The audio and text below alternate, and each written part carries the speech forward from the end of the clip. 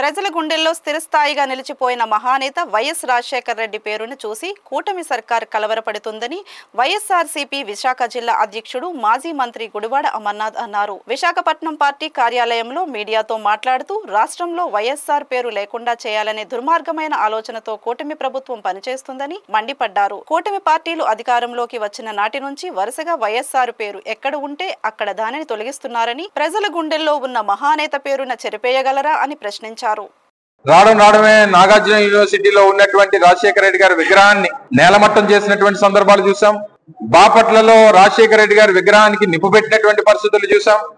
చివరికి ఈ రోజు అత్యంత ప్రతిష్టాత్మకమైనటువంటి విశాఖపట్నంలో ఉన్నటువంటి పోతిని మల్లపాలెంలో ఉన్నటువంటి ఇంటర్నేషనల్ క్రికెట్ స్టేడియం కి రాజశేఖర రెడ్డి గారి పేరు మీద ఆ స్టేడియం ఉంటే ఈ రోజు కొత్తగా వారి పేరును తొలగించి కేవలం Andhra cricket association BDCA cricket stadium అని చెప్పి కొత్తగా చేసినటువంటి మార్పుల్లో రాజశేఖర రెడ్డి గారి పేరును తొలగించినటువంటి విషయాన్ని కూడా మనందరం కూడా నిన్నటి నుంచి చూస్తా ఉన్నాం.